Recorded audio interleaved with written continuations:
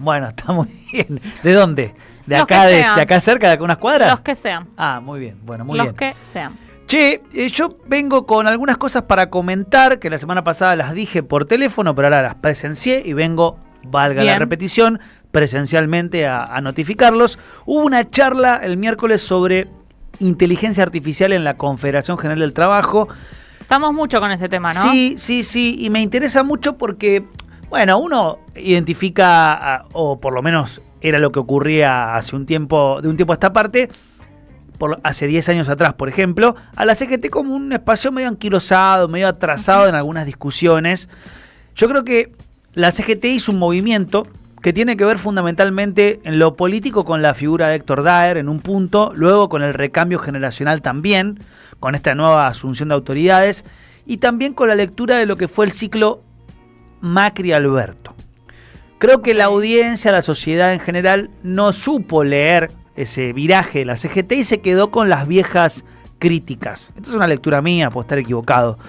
Pero Igual no defiendas mucho a la CGT porque si no, viste que acá te no, empiezan por a eso gritar de mismo todo. lo estoy haciendo. Buah. Yo creo que a partir de aquella discusión, ¿se acuerdan cuando hubo un acto que la gente se subió arriba del escenario, tomaron el Poné la estrado, agarraron el atril, cantaron Poner la fecha? Muchos secretarios generales, inclusive los combativos, fueron perseguidos en la calle por la gente de a pie. Fue un gesto. No voy a decir que fue un parteaguas en la historia, pero fue un momento importante de los últimos 10 años. Ya estamos llegando, el año que viene se van a cumplir 10 años de ese evento, porque fue en el 16-17, en esos 2 años tan interesantes para pensar la resistencia peronista. Nos acabamos de ir del gobierno, comenzaba una etapa de discusión político-ideológica fuerte. Algunos empezaban a cuestionar la vigencia del kirchnerismo como tal, pero con una experiencia cercana al kirchnerismo muy latente. Sí. Había pasado un año con toda la furia Sí. del recuerdo vivo de lo que significó el kirchnerismo. Bueno, ya pasaron 10 años de que el kirchnerismo dejó el poder, ¿no? Tremendo. Con todo lo que eso conlleva del kirchnerismo en su sentido más puro. Después, bueno, volvió con Alberto, pero se entiende que volvió limitado, fragmentado, con una concepción del Estado equívoca, con muchos errores, con una concepción industrial muy poco clara, Sí. bueno, etcétera. En este marco, la Confederación General del Trabajo tomó algunas definiciones. A partir de que fueron corridos literalmente del escenario los dirigentes sindicales, fundamentalmente Héctor Daer en el primer momento, la Corriente Federal estaba, el Frente Sindical para el Modelo Nacional de Facundo Moyano también, de Pablo Moyano también estaba consolidado. Las corrientes combativas continúan la misma lógica, ¿no? La UOM lo mismo, pero me refiero más bien a los sindicatos que eran caracterizados como dialoguistas. Han tomado otro rumbo, ¿sí? Daer principalmente dio cuenta de esto y cuando le tocó conducir la CGT comenzó una etapa de paros contra Milei, una etapa de mucha solidaridad con conflictos que a priori no tenían que ver con la CGT, como por ejemplo el universitario. Claro. Uno podría decir por qué se suman a esto si no es estrictamente de los trabajadores universitarios, sino en general. Bueno, porque en la Argentina, para la clase trabajadora, que tu hijo, que tu hija vaya a la universidad es algo importante. Total. Vos decís, che, mi hijo el doctor, esa clásica, o mi hija la licenciada, o etcétera, ¿no? Esta idea de para mamá, para papá, laburantes, que el hijo pueda hacer lo que uno tal vez no pudo. Bueno, Total. es motivo de orgullo, es significativo y es sinónimo de ascenso social. Sí. ¿Sí? Es Total. sinónimo del mejor peronismo, si se quiere, ¿no? Esta idea de, che, salimos de pobres estudiando y trabajando, ¿no? Dos puntos culturalmente muy importantes para el acervo ideológico del argentino, de la argentinidad popular, Sí. ¿no? Me parece que los aciertos de CGT fueron en esa dirección y también en comenzar a discutir cuestiones de fondo. En ese marco de este proceso interno que vive la CGT es que se está dando este tipo de charlas, por ejemplo. Charlas que tuvieron a Rafael Bielsa, ¿sí? Otro era funcionario del kirchnerismo muy relevante, a Gustavo Vélez, ¿sí? Un funcionario del menemismo, que luego también hizo parte del gobierno de Alberto, del gobierno de Duhalde, no tanto del kirchnerismo, ¿sí? Tal vez en la primera etapa, pero después quedó medio diluido. Que yo no lo sabía, pero bueno, dio una charla muy interesante, es un experto en IA, ¿sí? comentó su experiencia en la Universidad del Vaticano, en un evento que convocó en su momento Francisco, el Papa Francisco, el hoy ya desaparecido Jorge Bergoglio, en su rol de Francisco, y él comentó que el Papa Francisco tenía una concepción de la IA como una revolución en ciernes similar a la revolución industrial, que había que entenderla en sus potencialidades humanistas, en su capacidad para pensarla en función del bien. Es decir, en sí mismo la tecnología, y agarro mi teléfono para ejemplificarlo, no es algo ni malo ni bueno, es algo inerte, es un objeto, ¿no? El tema es las relaciones sociales que atraviesan al objeto. Si yo lo utilizo para vigilarte cuando trabajás, si lo utilizo para generarte adicción dopaminérgica, para que tengas que consumir, si lo utilizo para, etcétera, etcétera, bueno, lo utilizo para el mal. Sí. Ahora, si lo utilizo, por ejemplo, para facilitarte tareas laborales, que lo que hacías en 5 horas antes lo puedes hacer en 1 hora o en 15 minutos, si lo utilizo para darte la posibilidad de que puedas acceder a ver una película de forma gratuita, si lo utilizo para distribuir de una forma más igualitaria determinadas herramientas de la cultura, del trabajo, bueno, ahí se empieza a volver más interesante la tecnología. Sí. Bueno, esto fue un poco lo que charló, lo que se puso a discutir CGT en una reunión, en una especie de ámbito impulsado por Jorge Sola, ¿sí? Que tiene, recordemos, dirigente del Sindicato del Seguro, hoy uno de los triunviros. Hablamos CGT, con él hace muy poquito. Exactamente. Sí. Bueno, él dentro del Sindicato del Seguro tiene un espacio que se dedica a estudiar la IA, la inteligencia artificial, en convenio con la UBA, ¿sí? Es decir, el Sindicato del Seguro, la UBA, Fundar, la CGT, el ministro de Trabajo, Walter Correa, de la provincia de Buenos Aires, ¿no? Uh-huh. Gustavo Vélez, que tiene un libro que es el Atlas de la IA, ¿sí? Uh-huh. Rafael Bielsa, el hermano del querido Loco Bielsa. Sí. Y un montón de gente más se dio cita en la Confederación General del Trabajo para pensar, por ejemplo, cuál es la principal implicancia del desarrollo tecnológico aplicado al ambiente del trabajo. Bueno, la posibilidad de usar de una manera diferente el tiempo. ¿Por qué? Porque si vos podés administrar el tiempo, podés empezar, por ejemplo, a trabajar menos. Si vos podés administrar el tiempo, podés decir, por ejemplo, si trabajamos un poco menos, tal vez la porción de horas que no trabajamos nosotros la podemos destinar a ocupar al sector de la población que no está hoy con trabajo. No, total. Y aparte también podemos pensar un poquito que en algunos momentos lo hemos charlado, incluso con gente del Ministerio de Trabajo de la provincia, en esto de pensar un poquito, o sea, volver a repensar el tema del ocio de los trabajadores. Porque el nivel de producción, digamos, no solo la producción en una empresa ni en una industria, sino el nivel de productividad que tenemos todo el tiempo, está siendo muy riesgoso para mí, porque estamos en una máquina de generar no solo nuestro trabajo, nuestras horas de trabajo, sino también la cantidad de contenido que producimos para estas redes sociales, para estas plataformas con las cuales damos vuelta, que bueno, es como todo el tiempo una máquina de estar ahí haciendo cosas. Y de esto trató parte de la charla, la intervención del ministro Walter Correa. Algunas de las cosas que planteó y que dijo tienen que ver con lo que dijiste vos, Ludmila. Dijo, mirá, es que estuve hablando con Walter. Si nosotros los trabajadores, planteó él, no desde un lugar académico, sino más bien desde un lugar de la experiencia de laburar, básicamente, ¿no? Con el respeto que merece igual cualquier disciplina, digo, estudiar es importante, trabajar es importante, no hay una cosa más importante que la otra, pero bueno, cada uno acerca desde su posición lo que sabe, lo que aprendió.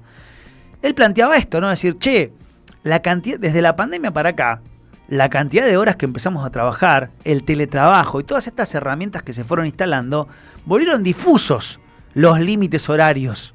Sí. Digo, que tu jefe, tu jefa te pueda encontrar siempre en el teléfono después del horario laboral. ¡Qué tortura! Y que a su vez, en un momento determinado, hayamos tenido que estar encerrados en nuestras casas, trabajando a distancia, de alguna manera hizo que habilitemos una comunicación permanente con el lugar de trabajo.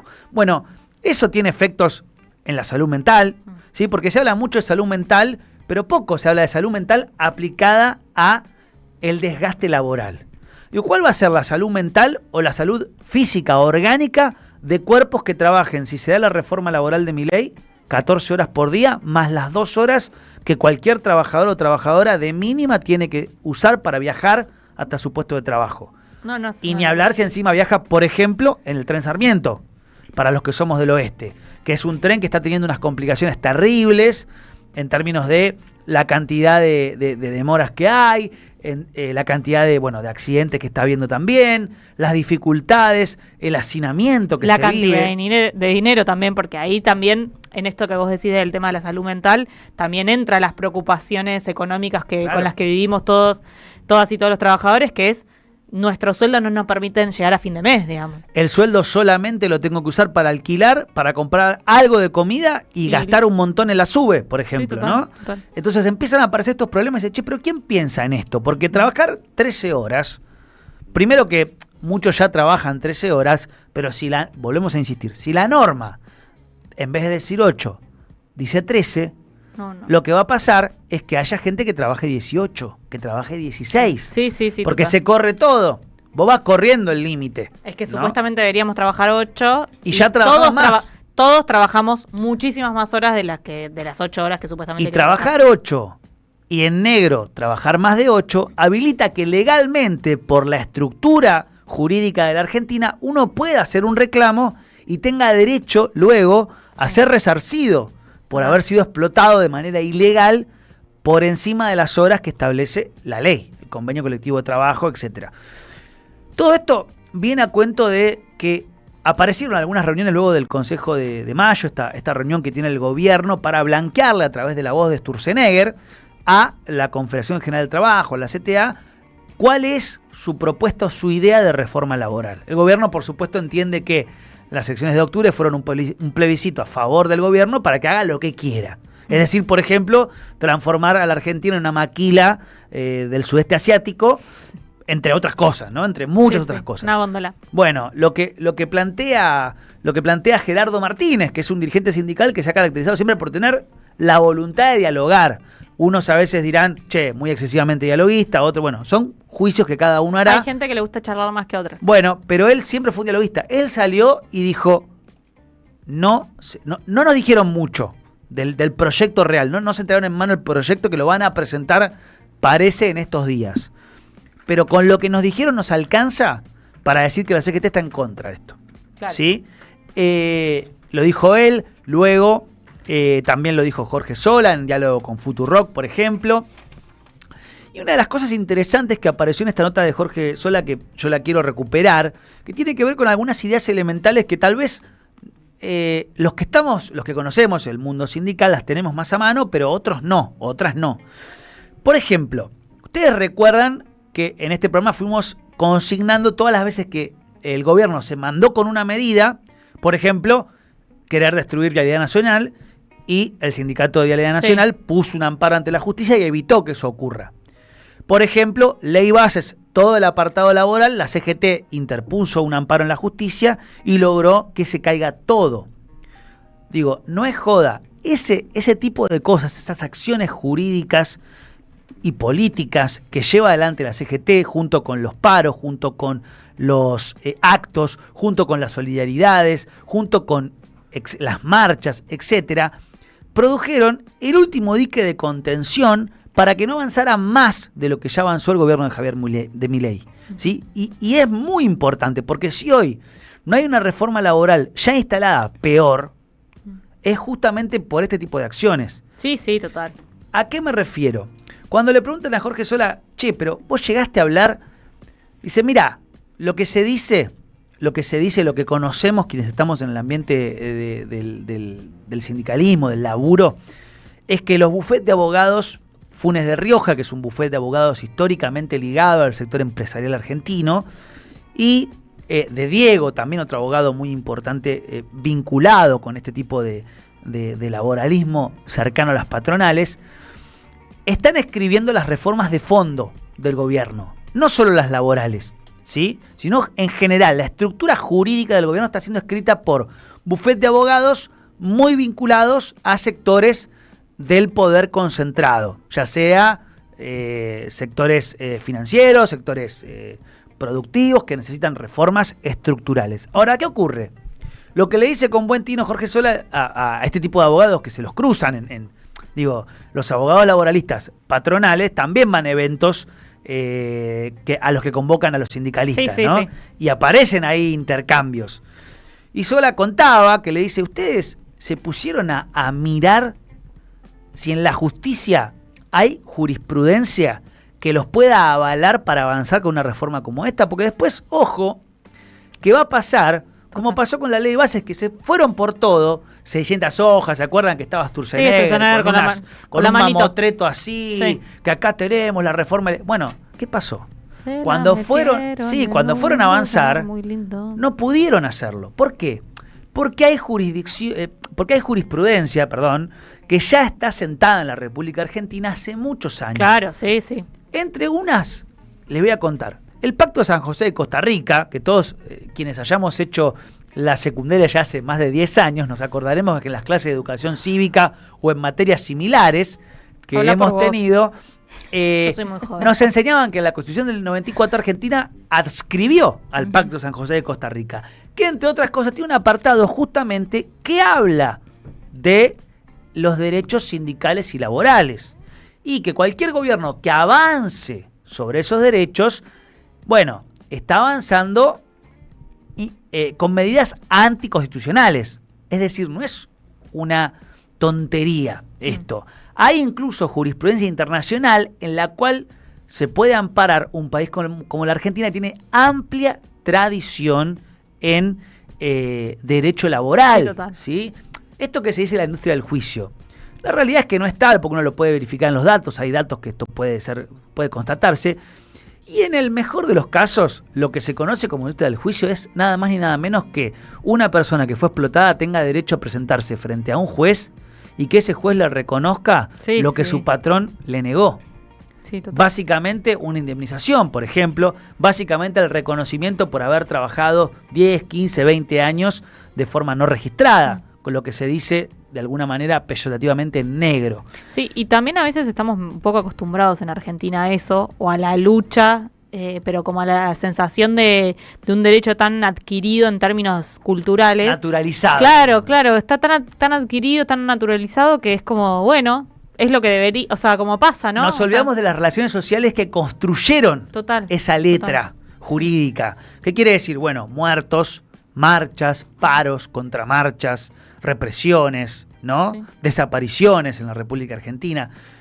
Toda esa sangre, toda esa lucha que ha corrido por los ríos de la historia de nuestro pueblo argentino ha constituido o ha consolidado por lo menos algunos intersticios legales ante los cuales los trabajadores, las trabajadoras pueden tener algún nivel de amparo. No decimos que es lo ideal, pero hemos construido con la lucha letra jurídica que nos ampara, que nos contiene, que nos representa, que nos identifica. Entonces, digo, para pensar, la CGT está tratando de meterse en la discusión de la reforma laboral. La provincia de Buenos Aires está acercando concepciones e ideas sobre IA, por ejemplo, ideas sobre el cuarto turno industrial, la jornada de trabajo reducida, ideas sobre la producción industrial. Y tal vez hay que empezar a pensar de fondo cómo cuestionamos algunos paradigmas que adquirimos los últimos 10 años, que tal vez son incompatibles con algunas ideas y nociones nuevas que no estamos viendo que cambiaron, que se modificaron. Sí. Digo, nos corresponde a los comunicadores, también a la militancia, también a los funcionarios y funcionarias, y también rever muchas veces cómo entendemos los problemas y también preconceptos que tenemos para con la dirigencia sindical, que muchas veces no es esa que nosotros nos hacemos en la cabeza que es, sino que es otra. Y eso, nada más. Espectacular. Gran resumen, nos vamos a una tandita y ya venimos. Ni muy alegres, ni muy tristes. Los